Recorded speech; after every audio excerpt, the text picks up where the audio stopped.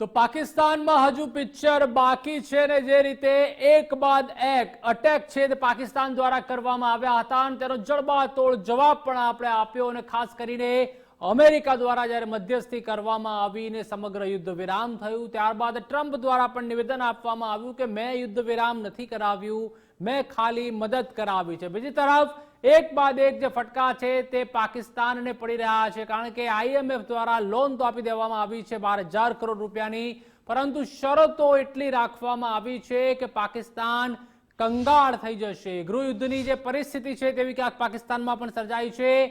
નહીં સુધરેગા નાપાક, એક બાદ એક જે નાપાક હરકતો પાકિસ્તાનની સામે આવી રહી છે। ત્યારબાદ આતંકી સૈફુલ્લાહને ઠાર કરવામાં આવ્યો છે। આતંકી સૈફુલ્લાહ જે ખૂબ જ લાંબા સમયથી વોન્ટેડ હતો તેને પાકિસ્તાનમાં જ કોઈક અજ્ઞાત વ્યક્તિ દ્વારા ઠાર કરવામાં આવ્યો છે અને આ પહેલી ઘટના નથી, ભૂતકાળમાં પણ આવી ઘણી ઘટનાઓ બની ગઈ છે જેમાં જે ભારતના દુશ્મનો છે તેને પાકિસ્તાનમાં જ તેમની કબર ખોદી દેવામાં આવી છે।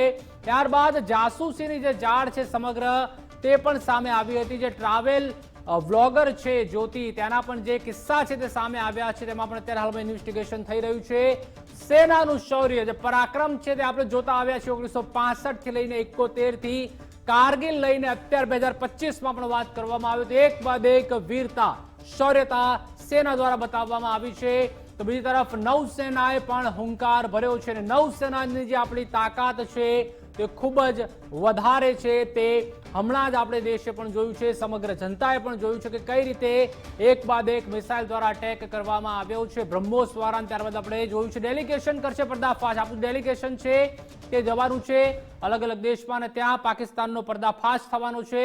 તો ભારતમાં 3 મોટા હુમલાનો આરોપી તડપીને મર્યો, જેમાં પાકિસ્તાનમાં લશ્કરે આતંકી સૈફુલ્લાહને અજાણ્યા હુમલાખોરોએ ગોળી મારી છે। સિંધમાં માટલી ફાળકારા ચોક પાસે ગોળી મારીને હત્યા કરી દેવામાં આવી। 2006માં RSSના મુખ્યાલય પર હુમલાનો માસ્ટર માઇન્ડ હતો સૈફુલ્લાહ। નેપાળમાં લશ્કરના મોડ્યુલ પર કામ કરતો હતો, નેપાળમાં વિનોદ કુમારના નામથી તે કામ કરતો હતો। 2008માં ઉત્તર પ્રદેશના રામપુરમાં CRPF કેમ્પ હુમલામાં પણ તેની સંડોવણી હતી। 2005માં IISc બેંગલુરુ હુમલાના કાવતરામાં પણ તે સામેલ હતો।